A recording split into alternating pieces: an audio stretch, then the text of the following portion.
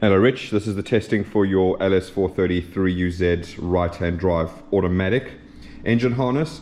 So this is obviously completely rebuilt because it's going into a vehicle where the ECU needs to be inside the vehicle and not in the engine bay. So that's all been done. So as you can see, it's all nicely covered up and heat shrinked over and completely sealed. So what we'll do is we'll quickly run through and show you what it looks like underneath there, because it'll be the last time you see it, because obviously it's all covered up. So bear with me a second and we'll be back with you.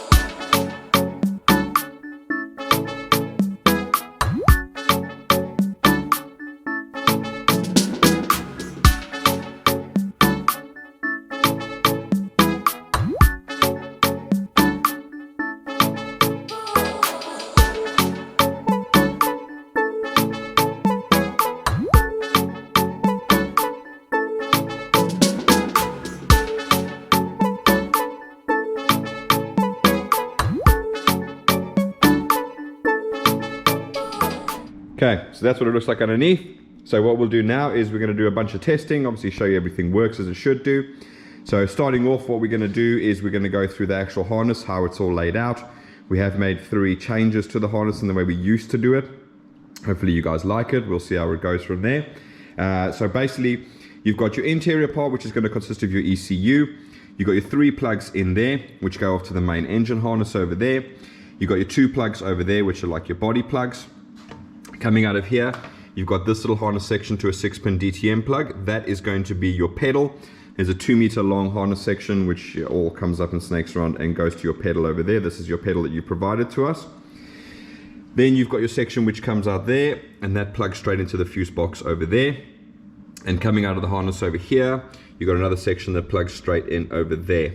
Okay, so that's the interior side, nice and simple. And you've got your 2 plugs which you're going to connect inside the vehicle. We're going to go through those 2 in a minute, so bear with us. So once you come up here, you've got your grommet. You'll see we haven't shrunk this piece of heat shrink down. That's a bit of SCR with epoxy resin. And once you're happy with where the grommet is located to get everything nice and sitting inside the vehicle, you just use a heat gun, heat that down, and the epoxy resin will seal everything there for you. So that's nice and done. Coming up here, you've got your molded T-piece boot at the back here.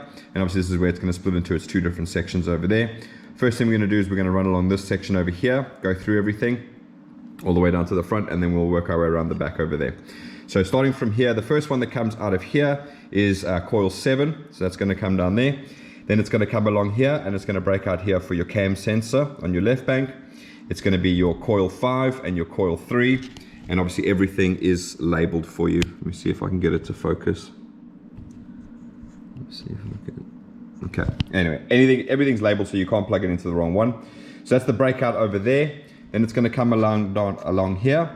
Then it's going to break out again, and that's going to have your oil control valve which plugs in there. It's going to have coil 1 which plugs over there.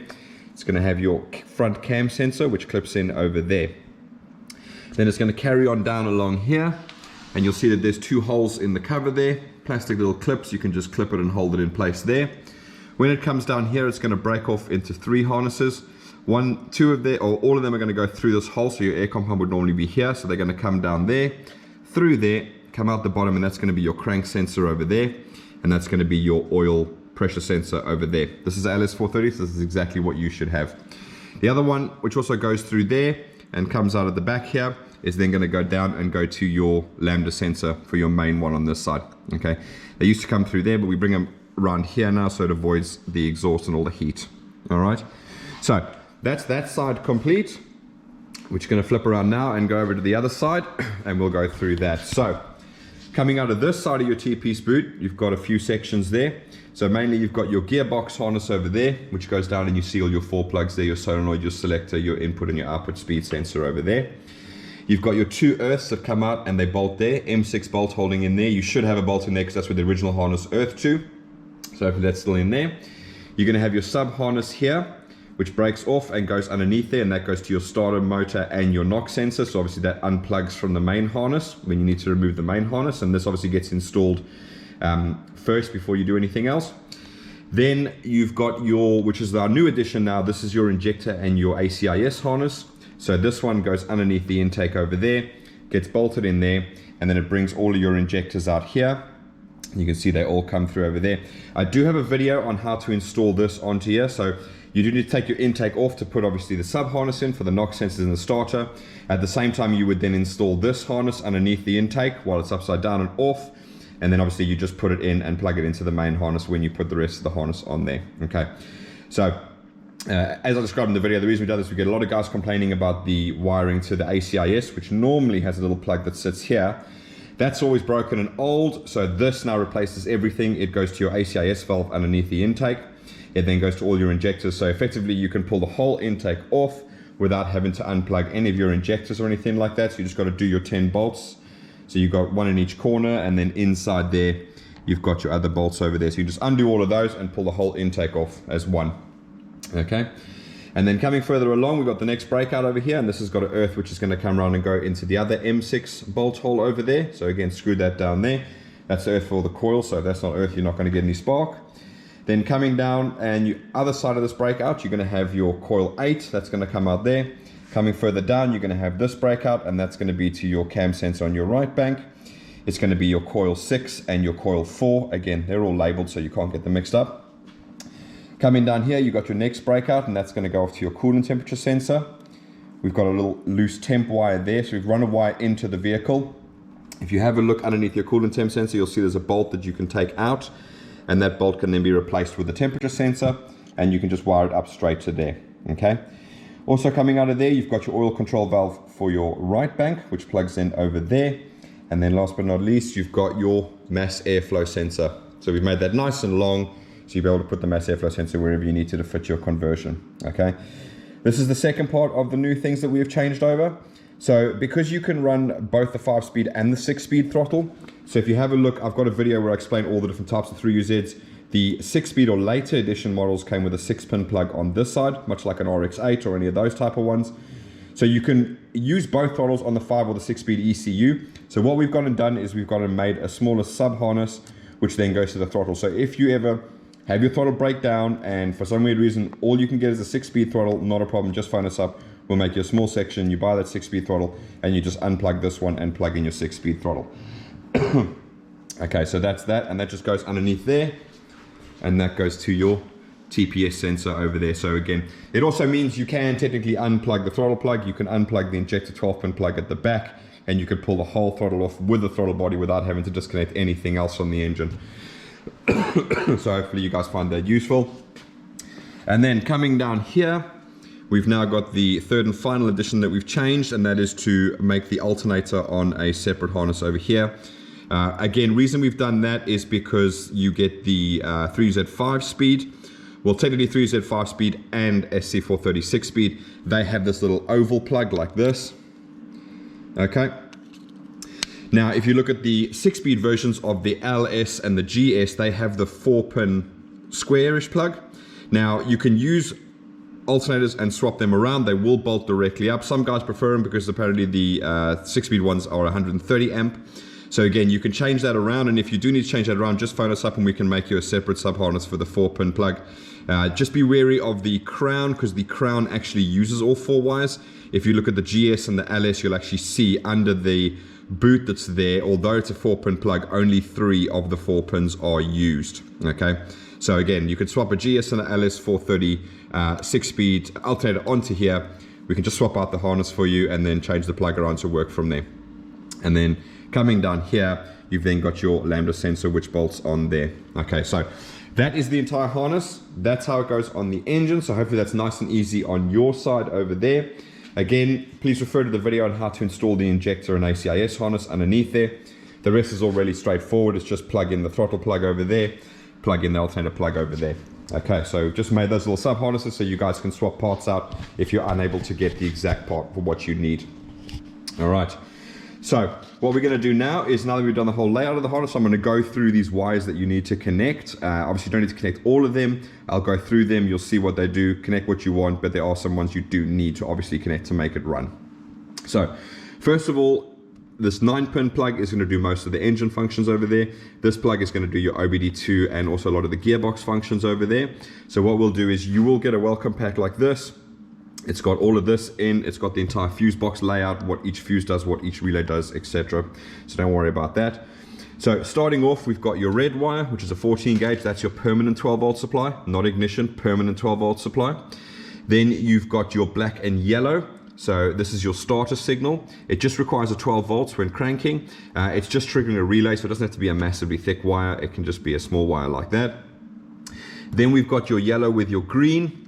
So this is the temp. This is the one I was talking about earlier when I said we had a loose wire on the engine. That's where it comes out on this side over here. So you can take that into the vehicle to a dash, to a gauge, whichever you want to do, and you can make that work. Next up, we've got the gray one, which is the fuel pump. So this is 12 volts to the fuel pump. In your case, the fuel pump is controlled via the ECU. So I have a video on how the fuel pump systems work. So again, if you want to go watch that, then it'll explain exactly how this one works. Okay. Then we've got yellow red over here. That's your check engine light. Now we've connected that up to our dash over here, so we'll see the light coming on when we turn the ignition on. After the check engine light, we've got yellow. Now that is your tach signal. So again, tachometer, or rev counter, whatever you call it. Again, we've hooked that up there so we can actually see the tacho working over there and make sure that's all okay. Then we've got black with the red, and that's your ignition 12 volts. So again, this is just 12 volts to turn on your ignition. That turns everything on. I do state in the manual here that you just be careful that you don't connect that to an accessory feed. As you know, accessory feeds on key barrels will kill the power as soon as you go from ignition to start, and you start to crank, it'll kill the power to ACC, turn the whole system off, and your engine won't start. Okay, and then after that we've got pink and blue, and that is your alternator charge light. So you can see at the moment here I've got it hooked up to some LEDs. We're going to be testing that to make sure it works as it should. And then lastly we've got yellow black, which is the other one that's hooked up to the LED over there. So again, we're going to make sure that works, and obviously you can see the LED is lit up because it's got a permanent 12 volt supply on one side, and the oil pressure switch is giving it ground. So both the alternator and the oil pressure give a ground. What I tend to find is if your dash doesn't use LEDs or it uses an incandescent bulb, I do advise to use a diode to stop any feedback from the dash going back into the alternator. I've seen it do that, keep them on, and then it kills the regulator after a short amount of time. And you'll see alternator is no longer charging. Place the regulator, everything's fine. 3 months on the line, it's broken again. So just make sure, or change your bulb in your dash for an LED rather than an incandescent bulb. That's the other way to resolve the issue over there. All right, so moving on to this plug over here now. Right, so what we've basically got is all your stuff mainly for your gearbox. There's also your OBD2 connector in there. We're just going to go through these in a second. So first up, we've got white and blue, which is this one over here. All right, that's your brake switch. So we've taken care of the brake switch system via a relay in the fuse box. The ECU normally requires a signal when the brakes are not pressed and when they're pressed. That's all taken care of there. All you have to do is supply 12 volts when the brakes are pressed. It is fused inside the fuse box, so don't worry about that. So no signals going to the ECU are unfused at all. All right, then we're going to move down. We've got orange. Now that's going to be 2. Now that's going to supply 12 volts when the gearbox is in 2 or the gear selector is in 2, so okay, right at the bottom. Okay, so I'm just going to do a quick brief explanation of that situation, then we'll go through the 4 wires that are relevant to that. So basically when you look at your original shifter, it goes park, reverse, neutral, drive. Then it moves sideways to 4, then it goes 3, 2, then it moves sideways to L. So 4 and L are actually electronic signals via a micro switch. They're not a mechanical movement. So if you just install a shifter where you go straight down through the gearbox, you're going to have park, reverse, neutral, drive, 3 and 2. That's mechanical. L or first and 4 is electronic. So what we do for you is we give you 2. So that's going to be the 12 volt supply to make L work. Okay. We also give you drive, and that's going to be the 12 volts to make 4 work. Okay, so the reason we do that is A, that's how Toyota do it, and B, it means that if you are in drive, and let's say you hook up 2 switches, and you flick the switch on for 4, climbing up a hill, towing a caravan, whatever you do, and now you decide, oh, I need to go down to 3, you move the selector switch without realizing, and you don't turn the switch off for 4, it's fine now, because obviously when you go from D to 3, D will lose 12 volts and inherently 4 will lose 12 volts. So the system will be absolutely fine. Next time you go to drive, if you've got like a light on the switch that you're using, you'll obviously see that light up as soon as you go into drive, hopefully catches your eye and you can flick that off and then you'll have 1, 2, 3, 4, 5 as you normally would. Okay, so that's a brief explanation of how that works. So you've got orange, which is 2. We've got yellow, which is drive. Okay. We've got red, which is L, and I've got that stripped because we're going to be testing that. And then we've got blue and red, which is 4. So again, what we're going to be doing is going through the selector, selecting D, putting this into D, and then you'll see on the text stream that it's going to say that D and 4 are active, and that's absolutely fine. Right. Now then, we've got red and yellow over here. So that is your cruise control switch. So Toyota is really nice and simple. If you can get your hands on a cruise control switch from IS200 automatic, I think even Camrys have them, IS250s, IS220Ds have them as well. Really easy, 2 wires, one side is earth, other side goes to our red and yellow, which is CCS, and then you've got cruise control. Yeah, so you can have cruise control because you've got the automatic gearbox and it has a speed signal and everything in it. Right, so we've gone through drive. Now we've got black and red in here, and that is your reverse light. So that's going to give you 12 volts when the gearbox is in reverse, or should I say the selector's in reverse, which will be your gearbox in reverse. Okay. Red is obviously your L, which you've already been through, and then white, which is over here, that is your kick down switch. Okay, so this is a European only thing. So if other guys are watching from the US or wherever, only Europe got kick down switches for the LS, the SC, and the GS430. Okay, so if you are in the US, there is no kick down switch for you, only European. Okay, so the kick down switch is nice and simple. It's literally just a switch behind the pedal. Install that, and as soon as you go all the way to the bottom, it'll just go to the other side is ground, so it basically grounds out and the ECU knows that the kick down switch is pressed. Okay, and blue red, which you've already gone through, that's 4. So those are all the wires that you have to connect or don't have to connect. Like I said, if you don't want to use 4 and L, don't worry about it. Those are 4 wires gone. If you don't want to use cruise control, don't worry about it. So your major ones is basically your permanent 12 volts, your start signal, your fuel pump, and your ignition. Everything else is optional. If you want to connect it, do. If you don't want to connect it, don't want to connect it. But those are the 4 that you need to connect to make the whole engine run. Okay, so what we're going to do now is we're going to do some testing. I've been on for a long time already, I do apologize, but it's quite a lot to go through on an auto. So first thing we're going to do is dash lights. So what I'm going to do is oil lights already on, so we know that's fine. What I'm going to do is switch the ignition on, and then we're going to see the check engine light come on the dash. Oh, I nearly forgot. In your fuse box, there's a little LED. That's your check engine light as well. It's in case you guys don't connect all of this up properly and then you want to start testing the engine or something. You can power everything up and you'll have your check engine light to make sure that everything is turning on as it should. Okay. Something I've noticed with customers, everything for the harness is earthed through the engine. If you don't connect that earth there, nothing here is going to work. Okay, so just make sure that you've connected that earth up there and make sure that you've connected the block to an earth so that everything has an earth. Okay, all right. So what we're going to do is flick on the ignition now, and we're going to see all the lights light up. Okay, so we've got LED in the fuse box lit up. We've got check engine light there. We've got both our LEDs lit up, so that's going to be our oil and our alternator, so we'll check those go off as soon as we start it. So those are all the dash lights there, so that's all done. OBD2, obviously I've already pre-connected it up there, so what I'm going to do is you can see we've got all the live data over there. I'm just going to go into function, system select, and you'll see it's picking up LS430. Okay, you want engine and ECT. Right, so next up we're going to do the gear selector. A little bit tedious, I know, but we're going to go through it and make sure it's all working. So what we're going to do is we're going to go to our data list over here. So first thing we're going to do is, on this particular thing, it doesn't matter whether it's in park or neutral, it picks up on the same signal. So you'll see it says park, neutral, park switch. So you'll see that's on. So what I'm going to do now is I'm just going to turn this gear indicator so it turns off. So you'll see as I go from park to reverse, that goes off. As I go over to neutral,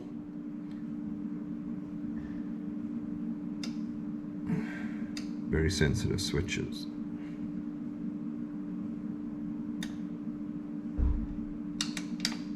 Okay, I think I was in neutral there. So we got park. It's going to be reverse. That's going to be neutral. So you see it comes back on again. Okay. So we know the park and the neutral signals are coming through just fine. Now what we're going to do is we're going to go into the actual gearbox ones. So first thing we're going to do is we're going to go back to reverse. So remember it's park reverse. So you see that comes on. I'm going to give it back in neutral, so that will turn off. And turn it a little bit, and then we should have drive on. Okay, so what we're going to do now is, remember these wires over here. So now we're going to go to 4, which is blue and red. That one over there. So what I'm going to do is I'm going to go to drive, which is going to be yellow. I'm just going to temporarily push that into there. Sorry, very difficult with one hand. Sorry, let me just do that. Okay, so now you can see, now we've got 4. So drive and 4 are on, so we know that that's working as it should do. Now, as soon as I move from drive down to 3, you're going to see both drive and 4 go off, because obviously that's now lost its 12 volts. Okay, I'm just going to pull that out there again, and then when we go back through, we'll see only drive lights up and not 4. Now we're on 3, so let's go down to 2. Right, so now we've got second on, just second on. Obviously, we only move mechanically through the gearbox. Now what we're going to do is we're going to connect L, which is red, and we're going to go to drive, which is orange, which is right in the corner over there. So again, I'm just going to push that into there so I can steal the 12 volts from there.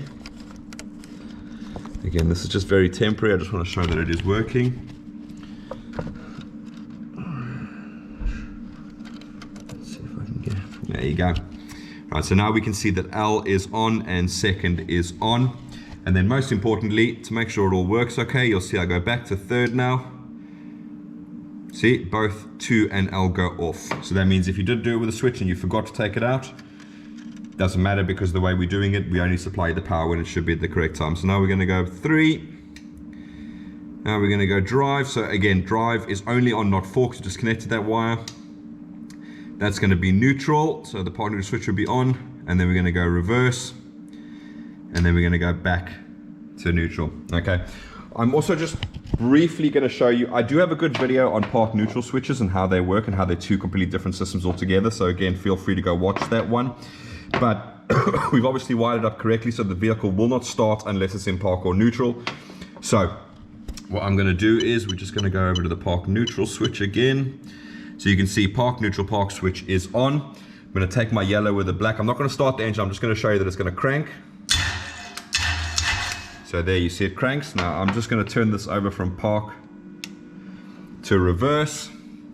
So you'll see the park neutral park switch is now turned off. If I touch the yellow wire on my 12 volts, absolutely nothing. Alright, so it is wired all correctly. The vehicle will not start unless it's in park or neutral. So if you are attempting to start on the bench or something, please make sure that you have done that. Out of interest, the actual park neutral park switch for the starter relay is just these 2 big ones over here. All the electronic signals actually going to the ECU are the rest of the wires in there. So if you just bridge these 2 over here without the, if you haven't plugged the gearbox in yet, just bridge these 2 big ones and it'll actually start. That'll then bridge your park neutral park switch. Okay. All right. So that is done. I'm going to switch that back over to park now, so we can start it in a minute. Right, so we've gone through all the gear selector and the shifter wiring, so that's absolutely fine. The fuel pump, I'm just going to test it on here. So we're just going to go into active test. We're going to go into fuel pump. Now it says fuel pump relay and it says fuel pump. If you go watch that video where I explain how the fuel pump system works, you'll see why there's 2 different things there. The fuel pump relay is actually a separate relay which passes the current through a resistor to effectively half the speed of the pump when you don't need the pump running at full blast. So that's what fuel pump relay is. Fuel pump obviously opens a different relay, and that actually turns on the whole system to turn on the fuel pump itself. So what I'm going to do now is we're going to do fuel pump. We're going to enter into there. And then as soon as I hit the arrow, you're going to hear the relay click. So I'm going to keep quiet now. 1, 2, 3. There you go. Okay, so as you can see, the ECU itself is actually controlling the fuel pump. Again, prior video, these do not prime. They literally require you to have a system whereby it'll maintain fuel pressure overnight. So I'll actually go through in a second how you can tell whether it's happening or not. And then obviously they'll fire the pump up as soon as you start to crank it. And it'll stay running as long as it gets a crank signal. Okay, so just remember that it doesn't prime, so don't freak out. You plug everything, you're switching this on, and you're not getting a fuel pump prime. That's completely normal. That's how Toyota work their systems. Okay, so that's all of that done over there. So what we're going to do now with the engine running, obviously it's very loud. We've got only just headers on there. So starter, well, self-explanatory. You've already seen me try and start the engine, so we know that system works absolutely fine. Then we're going to look at the ACIS. So that's this little valve at the back over here. So right now it's in its open position. As soon as the engine starts up after a few seconds, boom, that's going to quickly close down. So I'm going to hold the camera here when I crank it because you can actually see the valve physically closing, okay? Make sure that works because otherwise you lose a lot of load on torque, like a lot of load on torque, all right? Drive-by-wire. So obviously we've got your pedal hooked up here. So obviously we're just going to be using your pedal to work from there. While I'm on the subject, I think I did speak to you about it, but if I didn't, these pedals can go out of sync. In other words, they can go too far and then it shuts the throttle down. So what I'm going to do is I'm going to quickly imitate that for you so you can see exactly what happens. So I'm hoping you can hear, but the engine is actually humming, right? I'm going to push the pedal down and I'm going to keep going, and then what you're going to hear is eventually, so the throttle's going to shut off and go click, and you can actually hear it shut down. So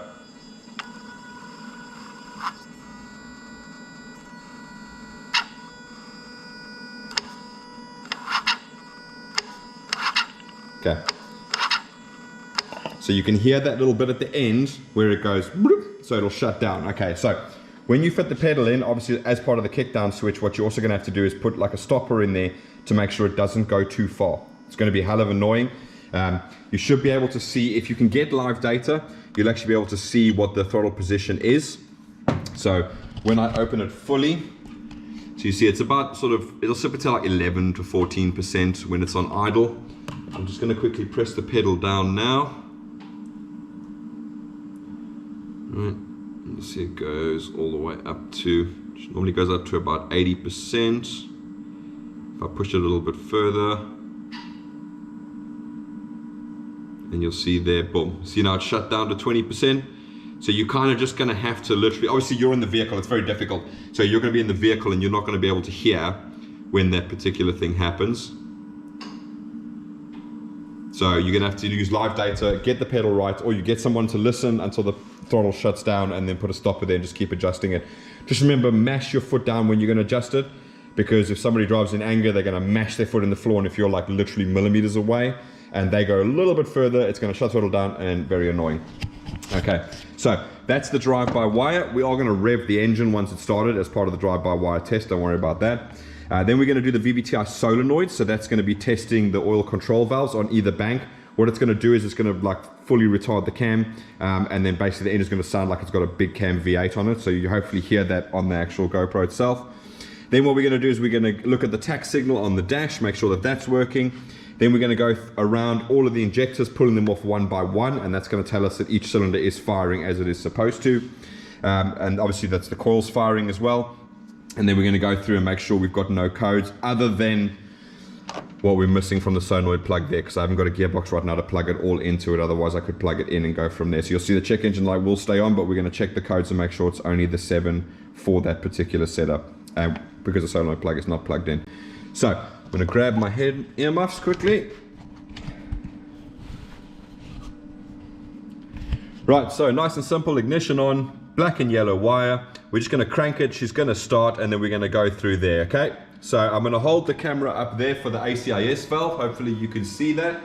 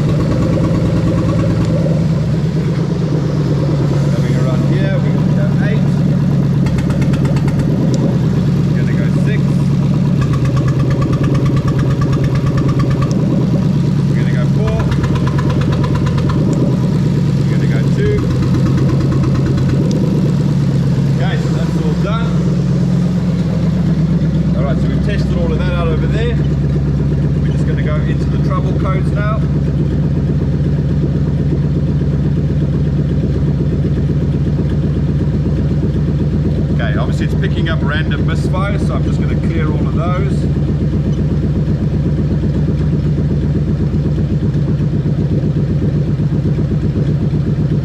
Right, so we've got shift solenoid 1, 2, 3 and 4, and we've got SLU, SLT and SLN. So that's all related to the shifter not being connected. Okay, I'm going to pull the fuel pump out. So okay, what I'm going to notice is that you can just go from there.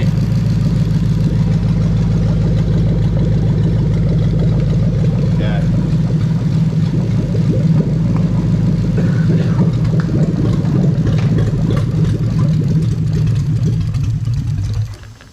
Okay, so I killed the fuel pump just to show you something else as well. So you'll see on here, before I killed it, these screws were pushed up. These are fuel pulsation dampers. If these screws are flat down, you got no fuel pressure. If these screws are up, you've got fuel pressure. So as I said, in relation to obviously starting, the normal system in the vehicle would normally hold pressure overnight. So if you kill the engine and these screws just go straight sink in again, then obviously it's not holding pressure. It's not the end of the world. It just means that when you come to start it again, it's going to take a little bit longer, because obviously the fuel pump will only come on when you are actually physically cranking, and it should take a second or whatever to fill up the rails, and that will be absolutely fine. So just check that. If your fuel stays up, you're maintaining fuel pressure, and the next morning you come to start it, boom, she's going to fire up first time. No problem at all. Okay, so very lengthy video. I do apologize. Auto is always a bit longer to go through because we've got to go through all the gear wiring and all of that type of jazz. But that's everything there. I'm happy. I'm going to get this off in a box and get it over to you, and hopefully the video is helpful when you come to install it. And if you do have any questions, please let us know. If anybody else has any questions on anything we covered, again, please just give us a shout. You can find us on Facebook and message us there. You can leave a comment. We do try and get to them as much as we can, but our Facebook is a bit quicker to answer than the actual comment section down there. But thanks for watching, guys. And Rich will get this off and we'll get it over to you. Thank you very much. Bye-bye.